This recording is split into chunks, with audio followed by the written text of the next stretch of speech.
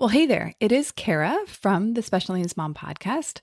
And at the risk of annoying you, I'm here before the episode starts to turn up the volume on something I really want to make sure that you know about.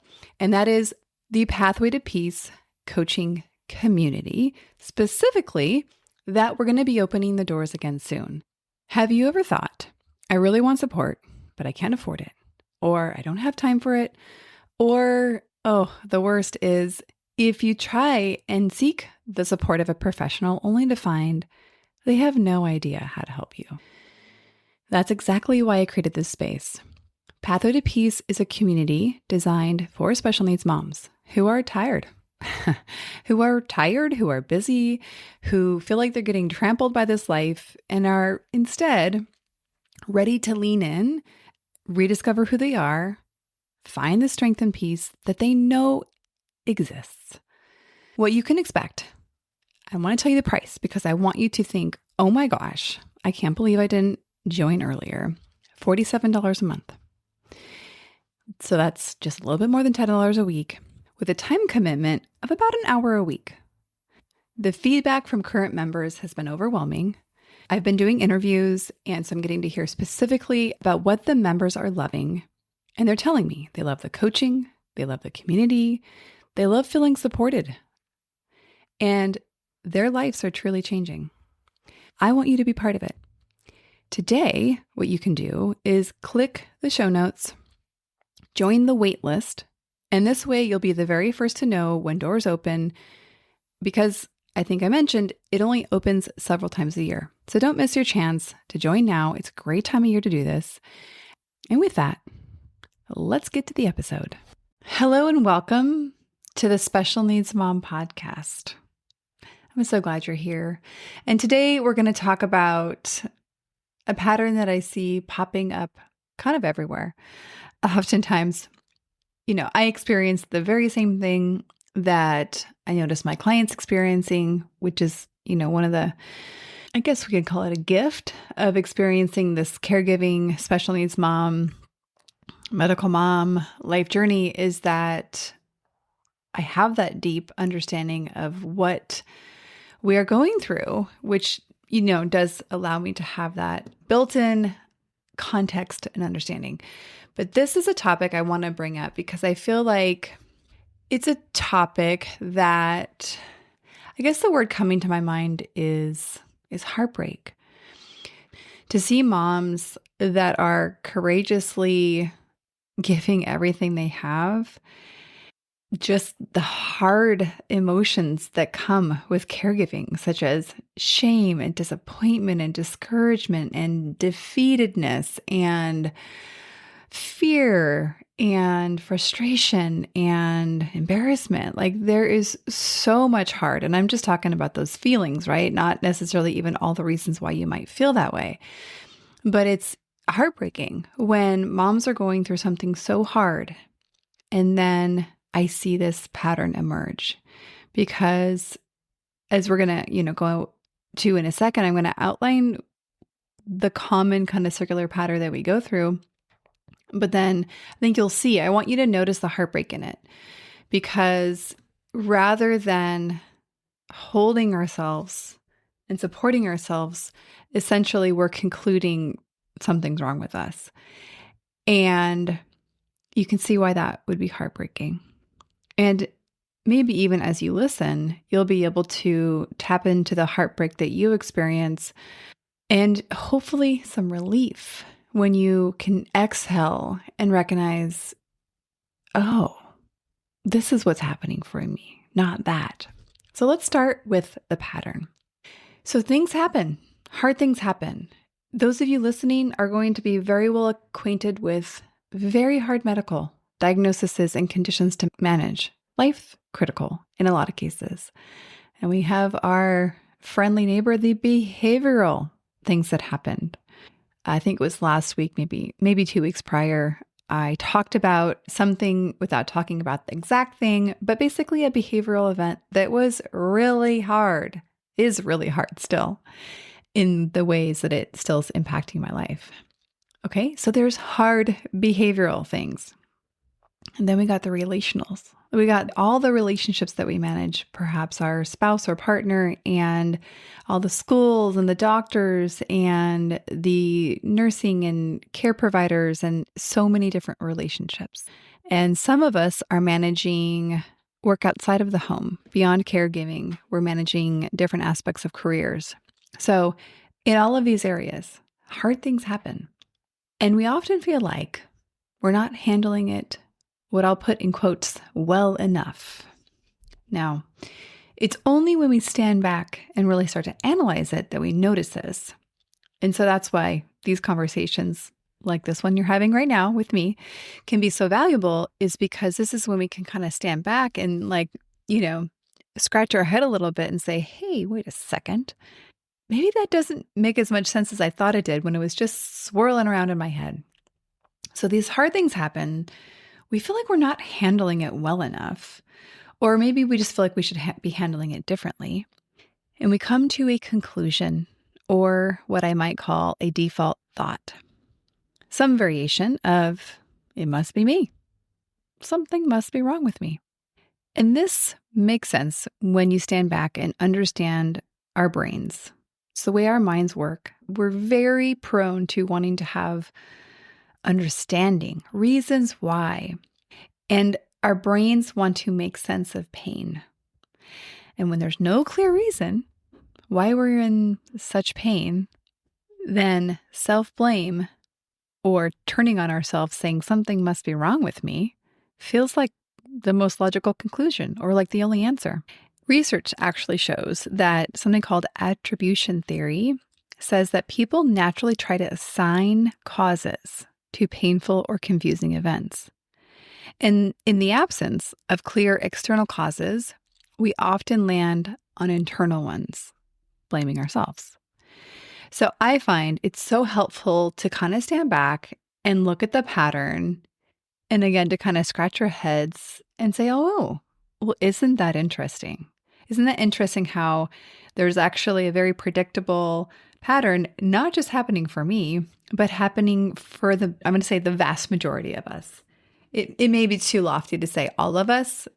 I'm a little tempted to say that, but I will say that I think our common experience is to have this cycle of blaming ourselves.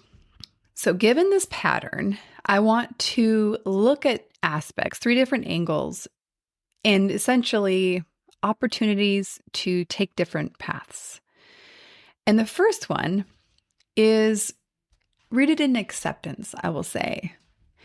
And it is recognizing and accepting that it is hard because it is hard. And I love how stupidly simple that is. But I don't think we often actually stand back and really recognize how hard this is. We are living it. So we're not watching it on TV. We are living it. And so it's a different vantage point than we normally take. But this is your opportunity to stand back for a second and to look at what's going on and to make a conclusion that it is hard because it is hard. So this is a normalization. This is accepting that struggling in a hard circumstance doesn't mean you're weak. The normal, quote unquote, experience in a hard circumstance is to have a hard time, is to struggle, is to not feel well, as in not feel like yourself, not feel happy, not feel light and easy. So very expected now that we're talking about it, right? A very simple, not super life critical example is, and I know I'm not the only one struggling with this, that's why I share this example, is, I'm in my mid-40s and we are being educated to say you're supposed to be weightlifting, you're supposed to be doing resistance training, which I'm on board. I'm like, yes, that sounds like a great idea. And yet I'm struggling to find a routine or a system, or basically I'm not resistance training regularly. There's every once in a while I find a way to do it, but it's not maybe going the way that I would like it to go. Now, the inner voice in me could quite easily rustle up a pretty convincing story, have my inner voice start to tell me, what's wrong with you? Why can't you? Everybody else can figure out how to do this. It's not that hard, right? You could see how intellectually I can understand how this is something that is a possibility for other people to do, but yet I'm struggling to do it. So, logical conclusion, something must be wrong with me. So, that's a kind of a light-hearted instance where we can see this pattern coming up. So again, the reframe here, or the opportunity, is to recognize this is hard because it's hard. Not because I'm failing, not because I'm lazy, not because I'm weak, not because I'm unorganized, just because it's hard. Okay. Now, the next angle we're going to look at is the comparison trap. I know. Comparison is something that we're like, yeah, we heard of that. I promise I'm not doing it. But you know what? We are. Because again, we are story making machines. We use comparison as a way of figuring out if we are doing things right according to the others around us. And not necessarily just to be right, but it's our human nature to want to fit in and to be accepted by our other village mates. So recognizing, okay, we're probably not going to altogether stop ourselves from comparing, but let's use this skill for us and not against us. And notice when comparison is guiding us down a pathway that's just not very helpful. So we're going to look at people and very commonly assume that they are handling things better, which I think is kind. But we make assumptions that other people are doing things better or handling it in a way that we are not, in a way that kind of negatively frames us. So it distorts our reality. Like a silly example could be you see another mom at the hospital and maybe she's smiling. Maybe she's walking like she's not carrying the weight of the world on her shoulders. What you don't see is the tears she cried in the bathroom 10 minutes earlier. So you have this quick little snapshot that gives you enough information to make a story that she is handling it better than you are. And so where I would suggest to go from the comparison trap is to use your struggle as proof that you're human. Kind of even going back to the first point, human, and that when humans experience hard things, they are hard.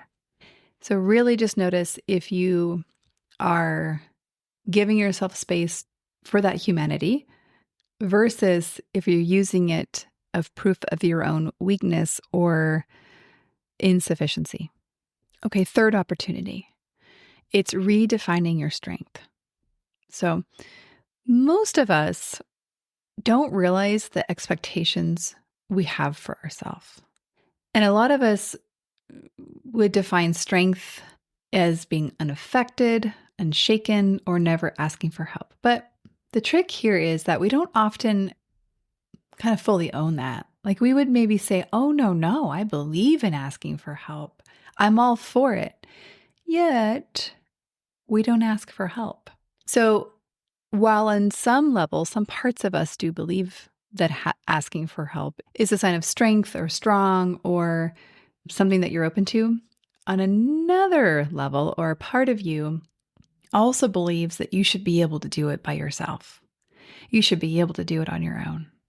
And that one, while it's a little bit kind of more tucked away, usually is going to be the thought that dictates your actions and your thoughts.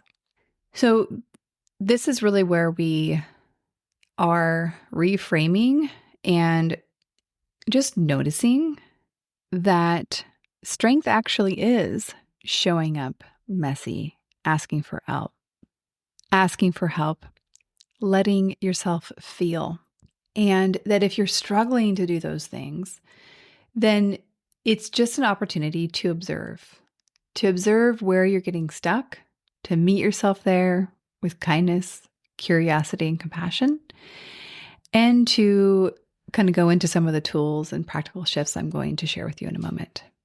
And so I'm going to give you 3 alternative options for where you find yourself and what you might invite yourself into.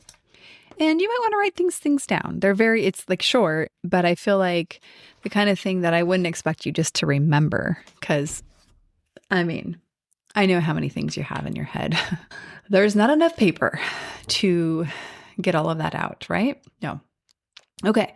So instead of what's wrong with me, or rather than saying it, maybe instead of, when you notice yourself thinking or wondering what's wrong with me, guide yourself toward asking yourself the question, what's hard in this situation?